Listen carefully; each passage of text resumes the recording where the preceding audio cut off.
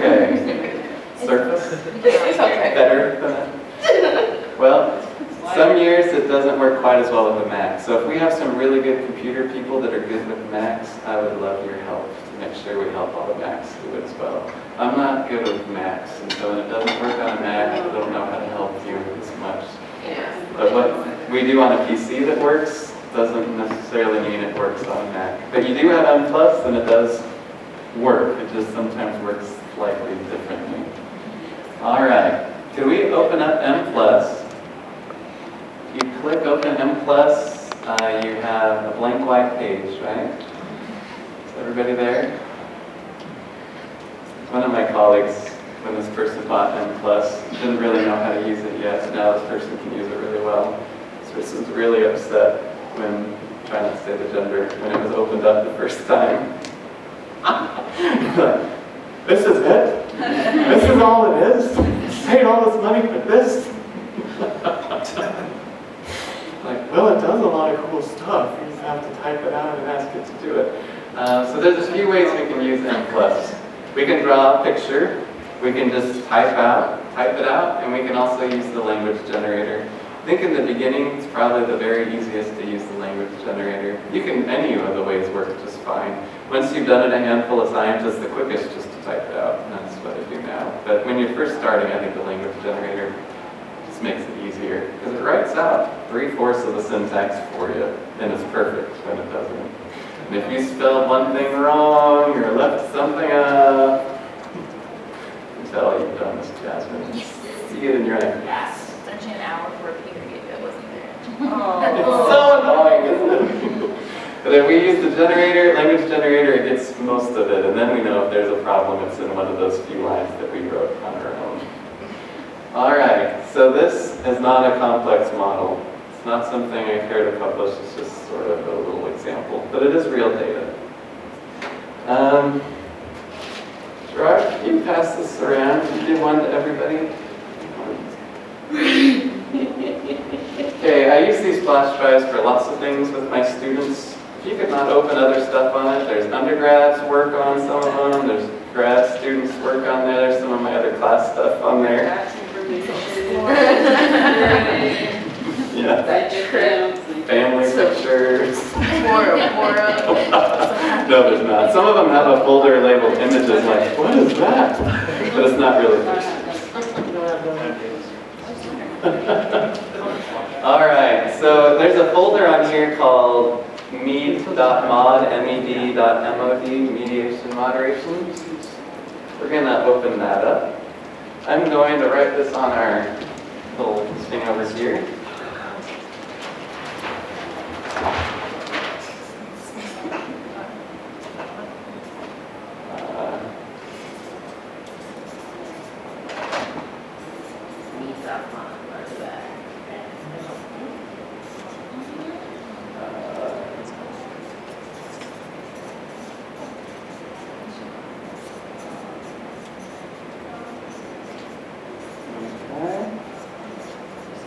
Well, I really hope we can get through running this.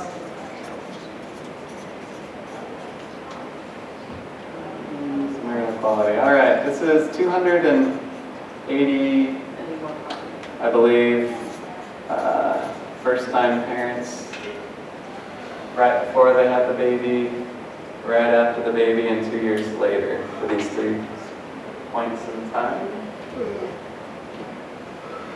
All right, if you could follow along with me. If you get mixed up somewhere, it's okay. There's actually a secret file saved on those flash drives where this is already done for you.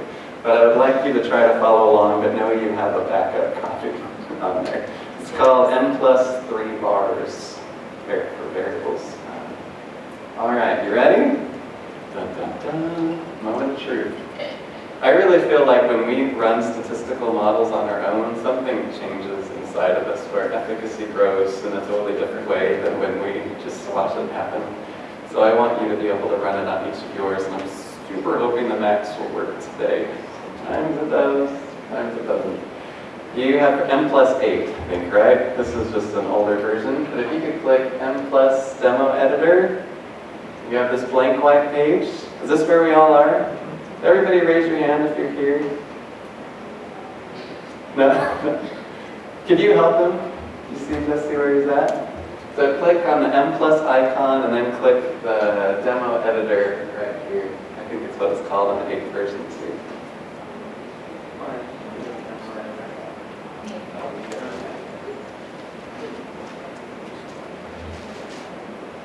Oh, good.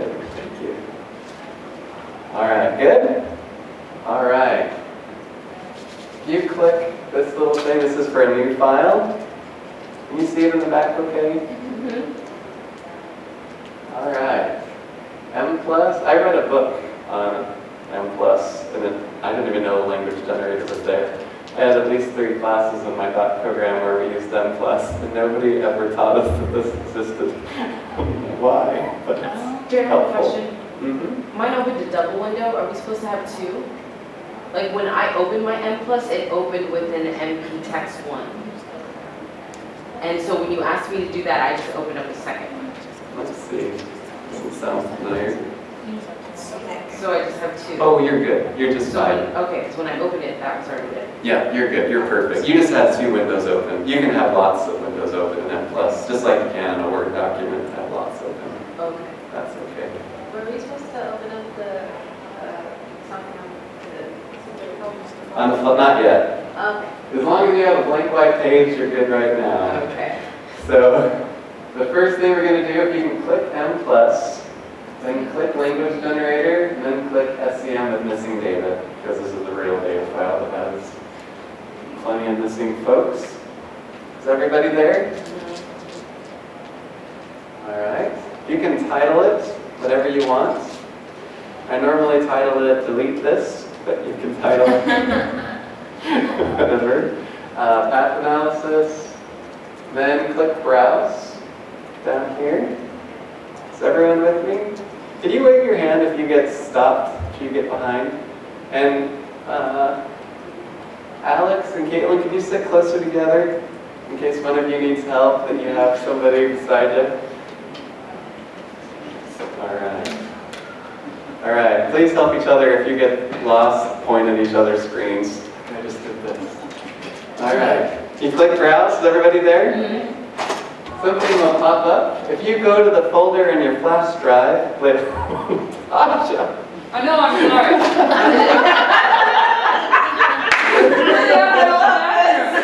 She went for a walk. I did. It's a total complex now. No, I just want everybody to be able to do it. Do you know how to use M+ already? No, I don't have a, this is a new computer, and I don't know how to work it. So I don't have the disk drive thing, which is fine. Oh, I use okay. USB-C, so. You guys can work together? All right. Yeah. No, it actually is really important to me that everybody can do it. So you can just, when you're doing it with him, Tasha, I could touch that too. Got it. You just did. Kevin is very kind here, sure. All right, thanks, Kevin. Good work. All right, so go to the folder where the flash drive is. Click the folder called MED mod. Yours will look different than what I have up here. MED, MOD. And then within there, path analysis data, M+ 3 bars, -99. Yes. If you double click that one, press open. Everybody still there? Yes. All right. And then next, can you raise your hand if you're all there? This is really hard for me because I don't know, can't see your screens. I never know if I'm going way too fast or way too slow. It's probably the same for different groups. All right, so we're here. If you could click data form just where everything's red, I guess is the easiest. So the data format is free. Missing data is yes, because there is missing data in there. The type of missing is numeric. Before, what you didn't see was M+ can't read straight from SPSS, so we have to transfer our data into a different file format. So we usually turn it into a DAT file. So I saved my, actually I'm just going to go to it right now. Okay, put that on pause for just a second.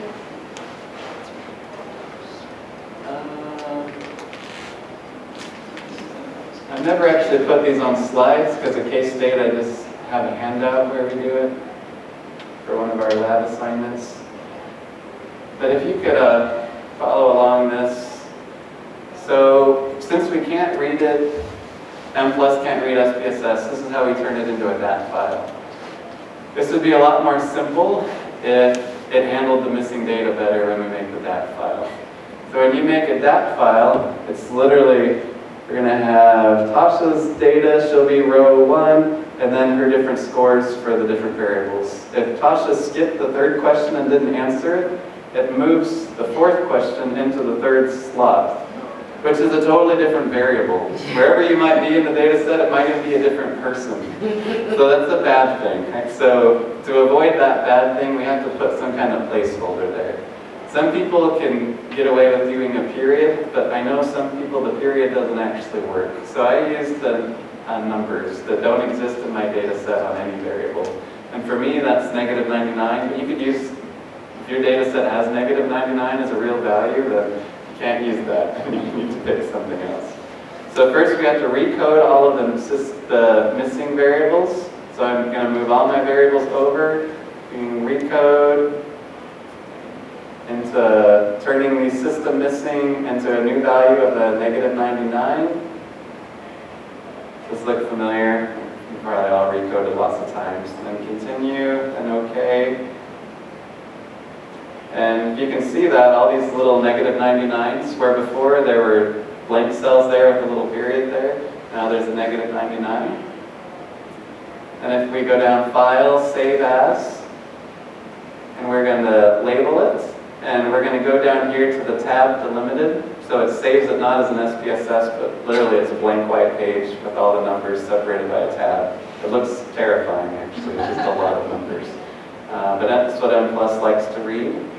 M+ changed a little bit ago, no, SPSS changed a little bit ago. I haven't updated this handout since then. But right under this, there's another option now called encoding. And you have to click encoding, and the bottom one is called local encoding. And if you don't click local encoding, none of this will work. And you learn stuff like that the hard way, and you're like, why isn't it working? Why can't It I used to open work this? this way. Yeah. But check local encoding now, right below that Save As type. And I can email you this as well, I just forgot to. You unclick this Write Variables Names to Spreadsheet, because M+ won't work if there's any words in there. It has to be all numbers. Somebody in that room over there had some letters in one of their variables that were meaningful to them, but we had to go through and delete every single letter. She had to manually. It was awful. Thousands of people. But anyway, no letters. So unclick the variable names, which is interesting, right? Because this giant white page of numbers has no variable names on it. So in M+ we have to specify what the names are. This is handy. Sometimes you might have thousands, literally, of variables in your data set. You might not want thousands, so you can click this Drop All. Actually, I think it's below here. Oh, no, it's not.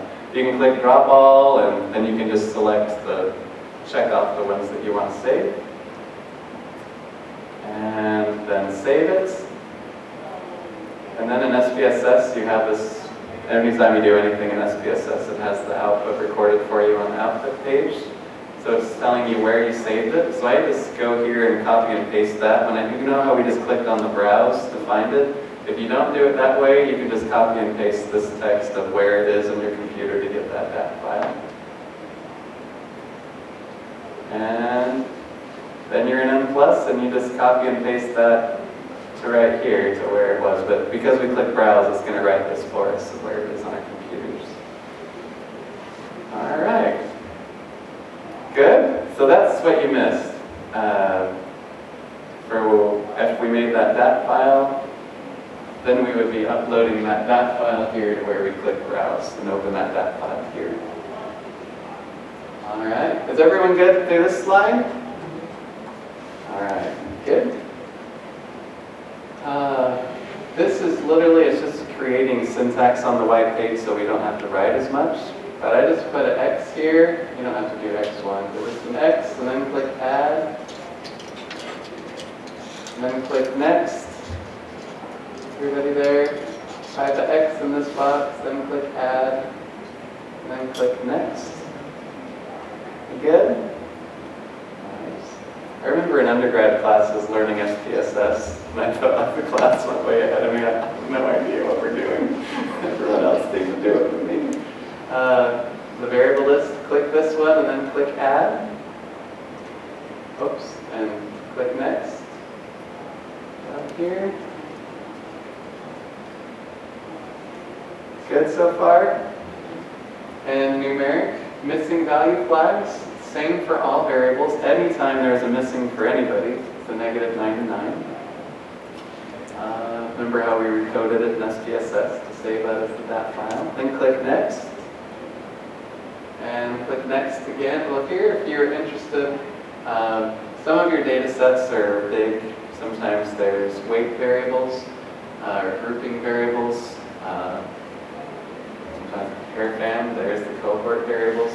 But if we have a data set that has weights on it to make it nationally representative by race or to make it nationally representative by whatever else, we can plug in those weight variables right here. And it just makes you feel extra cool. My data is nationally representative and weighted nationally, and so yes, this generalizes just about as good as it could be to the population.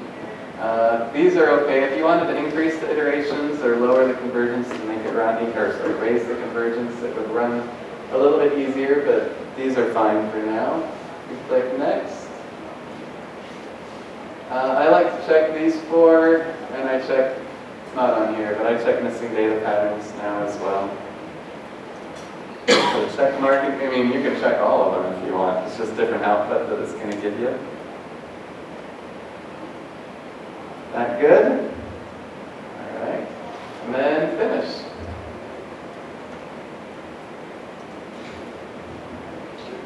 Ooh, it's close. Racing the clock. Let's see. All right, press OK. This little warning is saying, I've got some syntax here for you. Congratulations, but there's no model yet. And we know there's no model. We'll write that in ourselves. So click OK. And all right. M+ can only read 90 characters on one line. It's actually a really annoying problem. But if you're more than 90 characters into a line, it literally just won't read any of the numbers or letters after that. So you have to go down to the next line. It'll give you a warning and say, I didn't read anything after this H right here. So make sure that there aren't any lines that go much longer than 90 characters, or put it on the next line. All right. This names are, you have an X right here. Can you change it to write 4 variables? This is most typing I think we're going to have to do. But remember, because of the dat file, there's no variable names to it. It just knows column 1, column 2, column 3, column 4. So we're going to label what these columns mean and this names are. You can write names are. The first column in this data is actually the ID variables. You can write ID. If you wanted to write anything, it would work. This is just labeling it for us, so we know what it is. Husbands perceived support. If you want to do it with the exact same spelling, that's okay, but if you spell it differently, just make sure you spell it differently all the way down to so it works for you. This third variable here is husband's marital quality. However you want to abbreviate that. HMQ maybe. And the fourth one is wife sacrifice. And again, this is the order it is in the data, in the actual data, what the in column 1, 2, 3, and 4, how it was set up there. What was number 3, Jared? Husband's marital quality. And the fourth one is wife sacrifice. We're most of the way there. We're either going to just barely get it or just barely miss it. It's so close, like 12 minutes or so.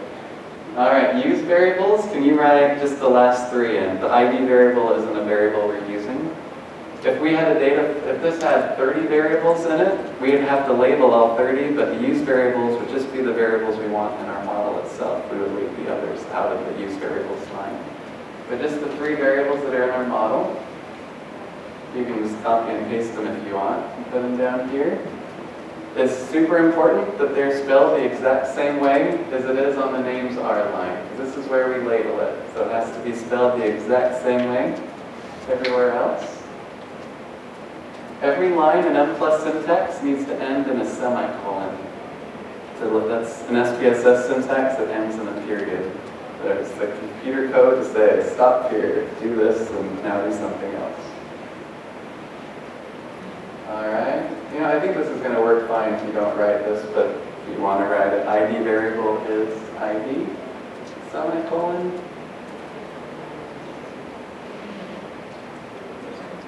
How are we doing? Thumbs up if you have all of this, everything in this red box. Half of this. Okay. Was it everybody? Maybe you did thumbs up first. All right. So here it is, bigger but fuzzier. Does that help? Probably should have gone to this one first. This is a screenshot from M+, so this is what it looks like. Are we good through here? Yes. Okay. So remember, this is our model. Wife sacrifice predicting husband's perceived support. Husband perceived support predicting that. We have it written over here. This is marital quality. So, did we not change this yet? Where it says type is missing, could you delete missing and change missing to general? Type is general. Just how we normally spell general.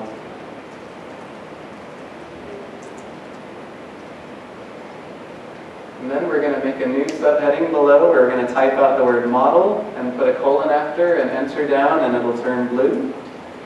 And then we're going to write out the 2 lines of the syntax for the 2 predictive pathways here. So the 2 predictive pathways are husband's perceived support, predicted by wife's sacrifice, and husband's marital quality, predicted by husband perceived support. So M+, Amos, Stata, SAS, were all created by stats people. And stats people speak backwards language from us. So they, backwards language that they talk in, they say outcome regressed onto predictor. Most of us say predictor to the outcome. That's how it makes sense in my head. But stats people say this outcome regressed on predictor 1, 2, 3. And so we have to write it where the outcome is written first. The outcome regressed onto this predictor. So the outcome of husband's perceived marital quality regressed onto wife's sacrifice. So the on is the command that means it's a path coefficient. So this is the predictor, and this is the outcome. When we do our first lab on path analysis in class, there's always about a third that forget that and do it in the order that makes more sense. But always write the outcome for on and then list the predictors and controls, interaction terms, whatever else after that. And then write the second one. Do we have that out? Any thumbs up again? We all there? No. What's the second one? Yeah, thank you. That is much more helpful. Good. All right. It's bigger, yes. Bigger but fuzzier. So the outcome on the predictor.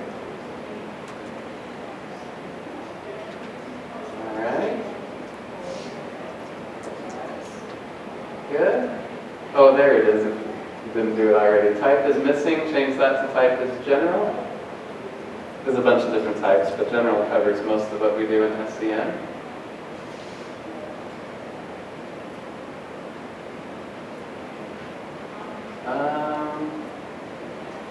All right, if you're there,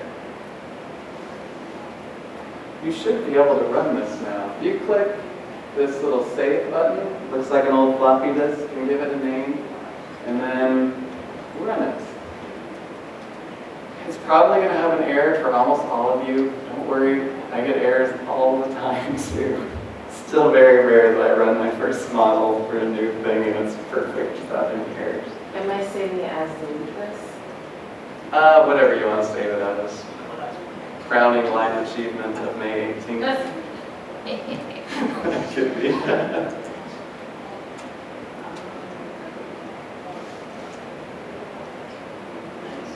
We actually normally say when a case save is the first name of the student's glory. Whoa, the 5-minute warning. We're super close. All right, if you save it and then run it. Can you do a thumbs up if it ran, a thumbs down if you have an error? I do too. Wow, a lot of you had it the first time. If you have an error, look at a lot of math squares. Okay. I mean, maybe twice. All right. I'm just going to go ahead with those that ran it since we have 5 more minutes. If we look at our output, if you go down a handful of plots, there's a bunch of descriptive statistics. If you go to, no, actually, I think I have it up on my right now.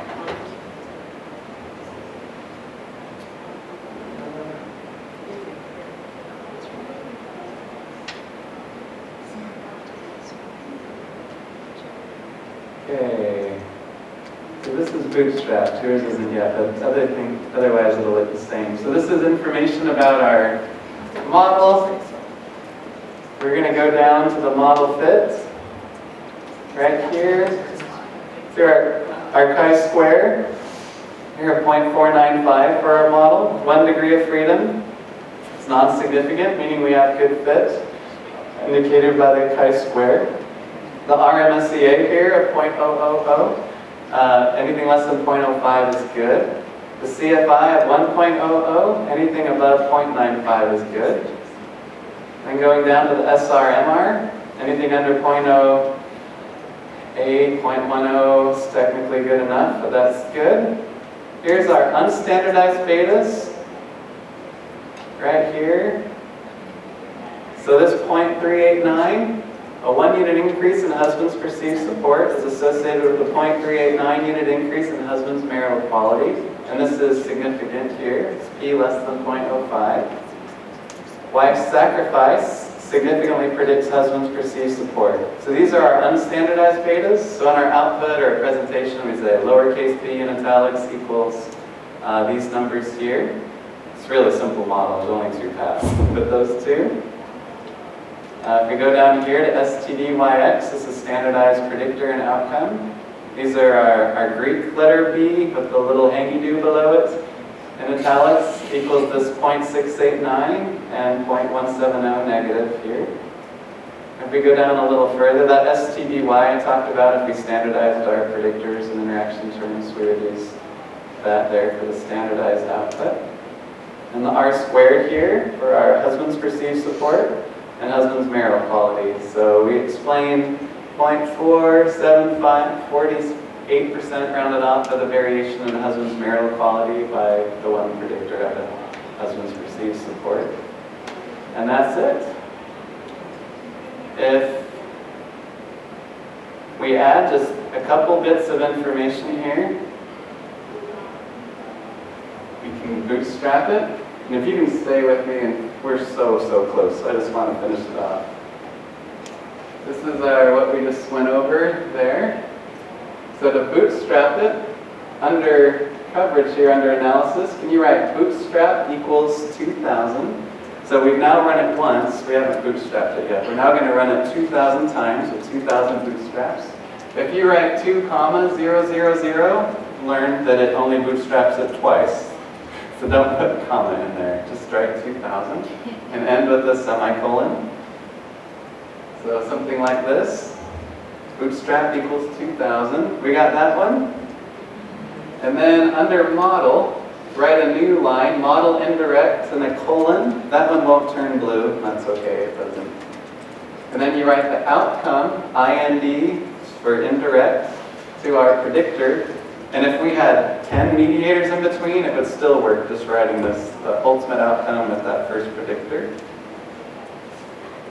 How's that looking? Model indirect, got that. And our output, we're going to add this to the end of it for our semicolon.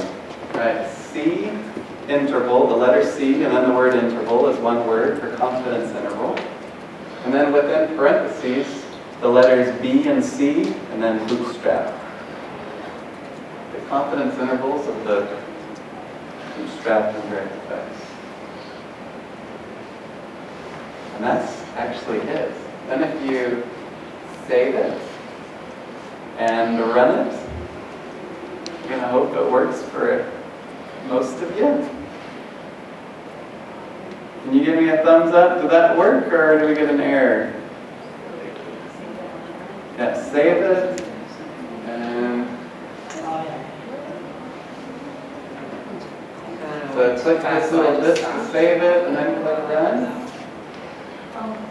So these are the parts we added. Bootstrap equals 2000, the model indirect. Sometimes in our model we might have lots of indirect effects, but the outcome IND to the predictor is there. Again, I have a thumbs up. How many of you did this work for?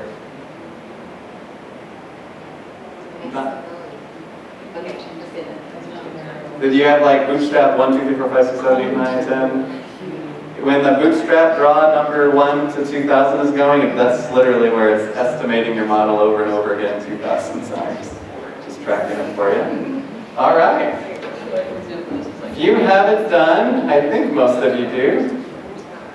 I'm just going to go to my output. Well, no, I'm going to stay here on the slides. I think that'll be. Figure out what's wrong. All right, well, no, I'm here now. Oh no, the computer's freezing. A critical moment. Do I put it right after this, where it says standardized patterns, or do I All right. erase that? Do I erase all of that? This. No, this you keep Samsung. We need to unsync. You see My what I'm saying? computer Like that wants was to quit. different. All right, so if we go down, we've bootstrapped it. You go down to where you see total indirect, specific indirect, and direct effects. This is testing the indirect effect from wife sacrifice to husband perceived support to husband marital quality. This negative 0.193 is the unstandardized beta. 1 unit increase in wife sacrifice is associated with a 0.19 unit decrease in husband's marital quality through its effect on the mediator of husband perceived support. But remember, the main thing we're looking for to interpret if it's a significant indirect effect with bootstrapping is the 95% confidence intervals. So if we go down a little bit, it'll say confidence intervals of total indirect, specific direct, and direct effects. And where we've got all 3 of them in a row here, it's showing the indirect effect from wife sacrifice to husband perceived support, husband marital quality. Does everybody see where I am? A little further down. So the lower 0.5%, this would be a 99% confidence interval. Lower 2.5% would be a 95% confidence interval. Lower 5% would be a 90% confidence interval. And this point estimate is that same negative 0.19 of 0.19 right in the middle of all our bootstrapped effects. So we're going to use the lower 2.5 and the upper 2.5. So it's negative 0.365 to a negative 0.033. The 0 inside of that? Not if they're both negative. So they're both negative or they're both positive, we have a significant indirect effect because 0, we're 95% certain that it's not 0, but there's some indirect effect here. And what that indirect effect is negative 0.19 when we averaged out those 2,000 or so. Does that make a little bit of sense? It's really not that hard, is it? We write out some lines of syntax to say this outcome on